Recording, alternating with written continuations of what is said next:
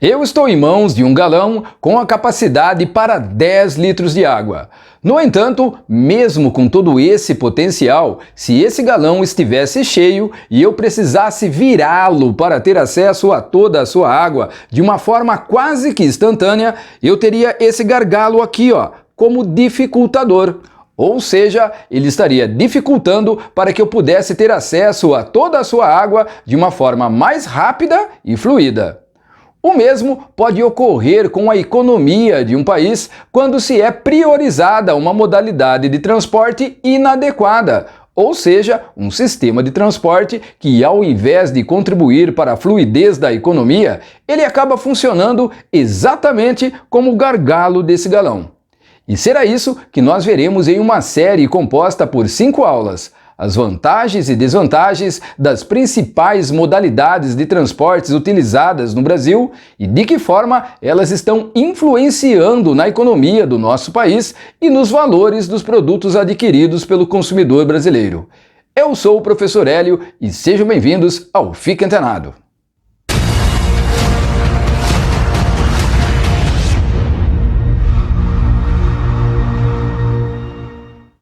Ao estudarmos a matriz de transporte do Brasil, é importante que se tenha em mente que nós estaremos estudando a composição da infraestrutura disponível e utilizada nos diversos modais para a movimentação de cargas no país. E para você que ainda não conhecia, o termo modal é muito utilizado na logística para designar cada uma das modalidades de transporte, abrangendo o modal rodoviário, o ferroviário, o hidroviário, também conhecido como aquaviário, o aeroviário e o duto viário. E sempre que esse tema é abordado, há uma tendência de se tentar apontar entre os principais modais qual deles é o melhor. O fato é que cada lugar ou situação poderá necessitar de uma modalidade de transporte diferente. Mas vamos lá, se cada lugar ou situação poderá se encaixar em uma modalidade de transporte diferente, quais são os fatores que deverão ser analisados no momento de se implantar uma matriz de transporte? Existem alguns fatores imprescindíveis que devem ser avaliados. E o primeiro deles são as condições naturais que cada lugar irá apresentar. Por exemplo, é importantíssimo que seja avaliado o tipo de relevo onde será implantada uma matriz de transporte.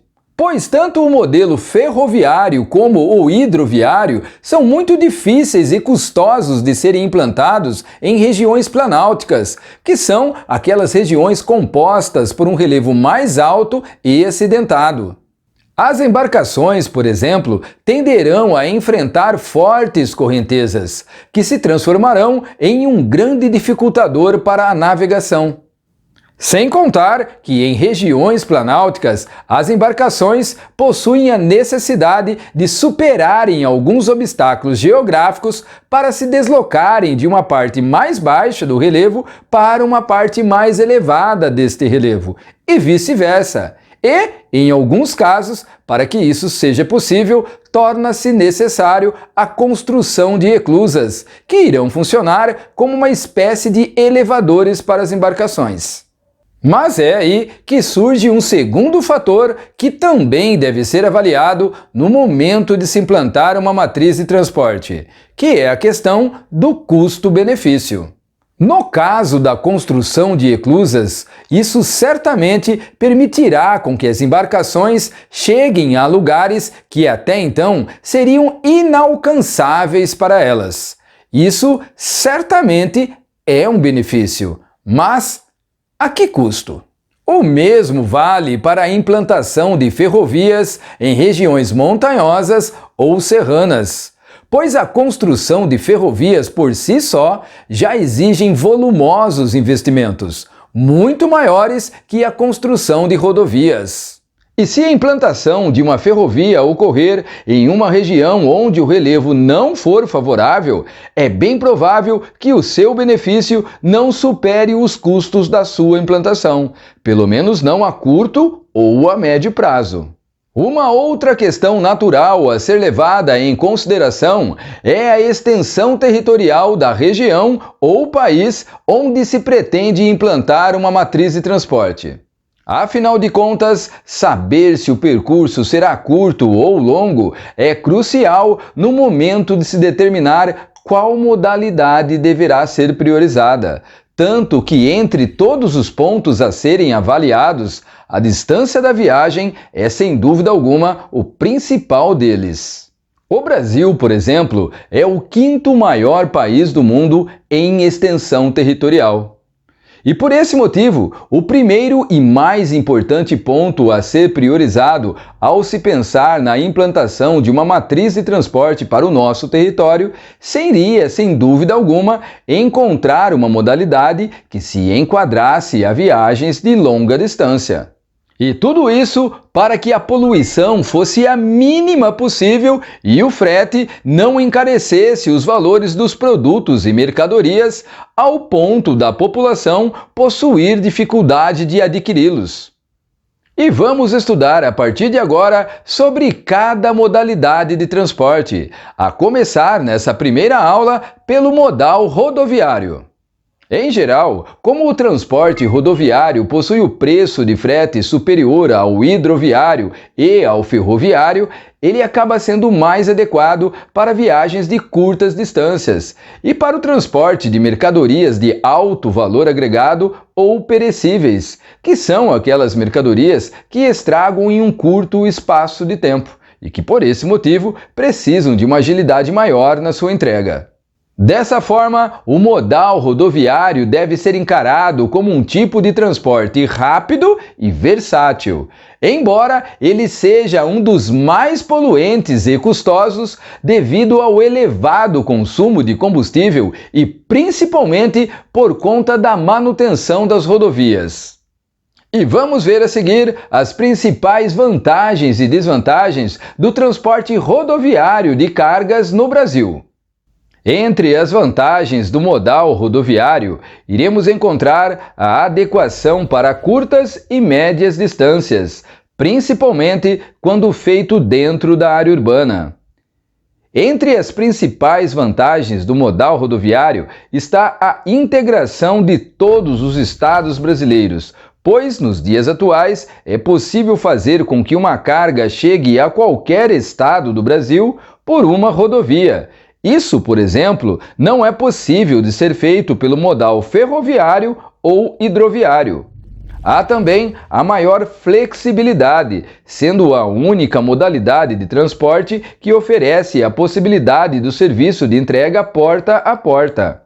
Baixo custo para a construção das rodovias e rapidez no processo de sua implantação, é claro que se comparado às ferrovias. Já entre as desvantagens desse modal, iremos encontrar o fator dele ser muito poluente, ao ponto de gerar um forte impacto ambiental. Pois a questão da poluição está diretamente ligada ao elevado consumo de combustível, e o modal rodoviário é o que mais consome energia, ou seja, ele é o que mais consome combustível. Tanto que em uma comparação feita em 2009 pelo Departamento de Transporte dos Estados Unidos entre o modal rodoviário com o ferroviário e o hidroviário, chegou-se à conclusão que com a mesma quantidade de combustível, um caminhão pode percorrer 109 quilômetros, enquanto que um trem 374 quilômetros e uma embarcação fluvial 952 quilômetros. Um agravante que acaba gerando uma outra desvantagem para o sistema rodoviário, que são os custos elevados para grandes distâncias. Pois quando se gasta mais combustível, isso acaba encarecendo o frete e, como consequência disso, os valores dos produtos também poderão ficar mais caros. Além disso, também há o alto custo de manutenção das vias, principalmente em países com climas úmidos e chuvosos como o Brasil. baixa capacidade de carga com limitação de volume e peso. É claro que essa baixa capacidade de carga também é em comparação aos modais ferroviário e hidroviário.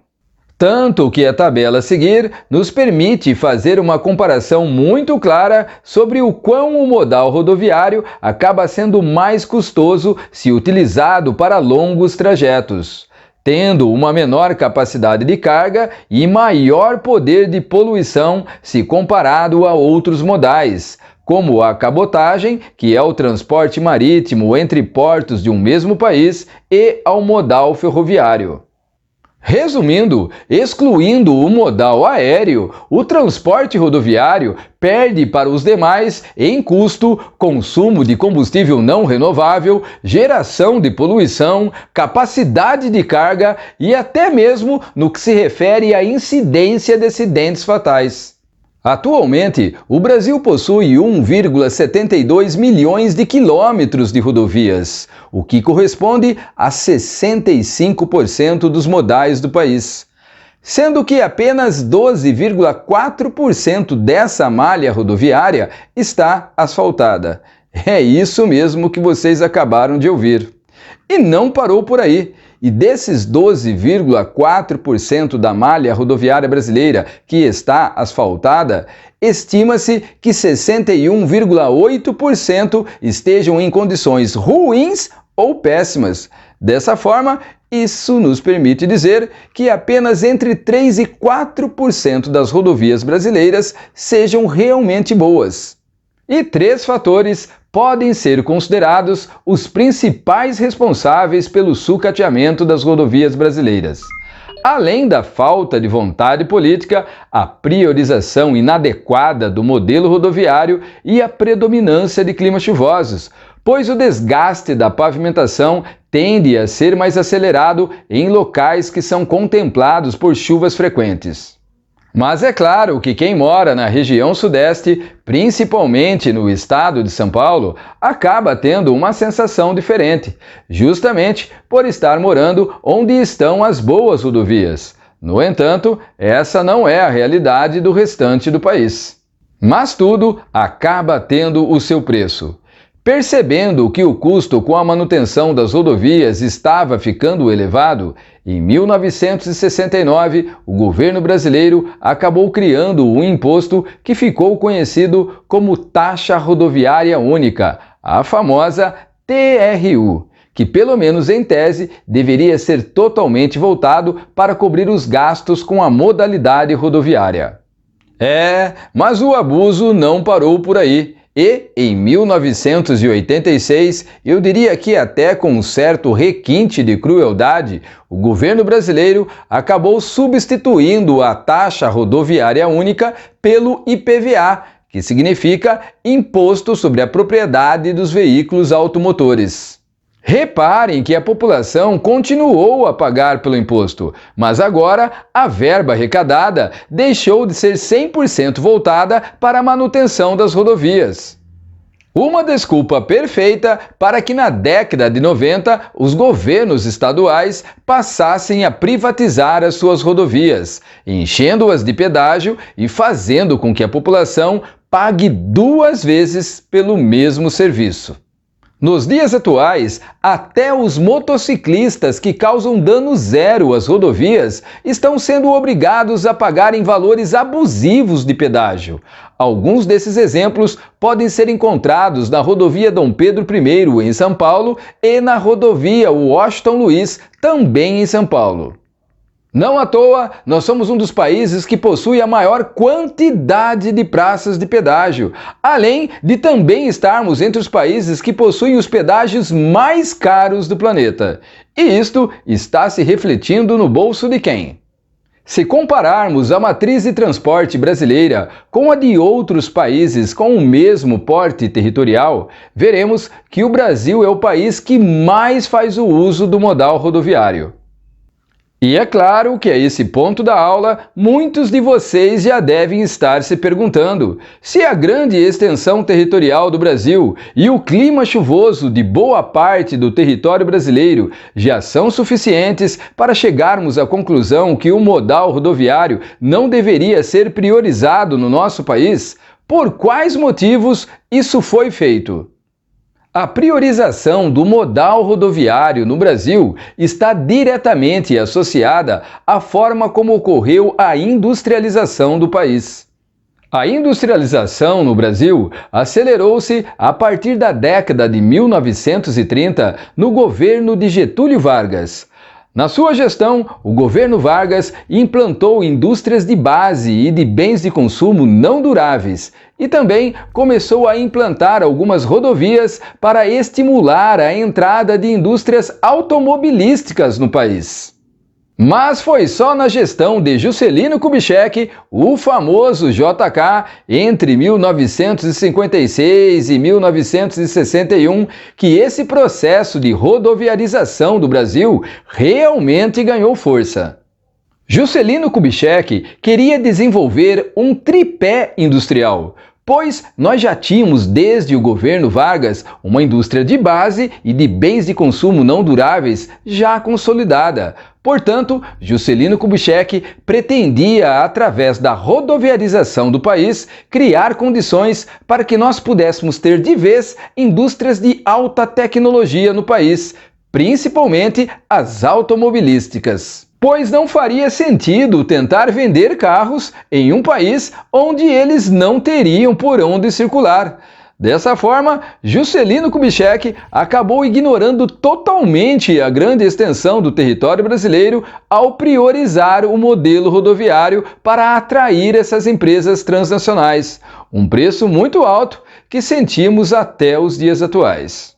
E tentar alterar esse panorama a curto prazo, priorizando outros modais de transporte, é algo difícil de ser feito por qualquer presidente. Afinal de contas, além do país já estar adaptado ao modal rodoviário, fazer qualquer alteração brusca seria o mesmo que mexer com o império criado em torno das indústrias de combustível, pneus, pedágios, automobilísticas, amortecedores, entre outras que acabam lucrando muito com a modalidade rodoviária. E levando-se em conta que nós estamos inseridos em um mundo onde a doutrina neoliberal tem ganhado a cada dia mais força, essas empresas fariam de tudo para derrubar qualquer um que ameaçasse as suas margens de lucro.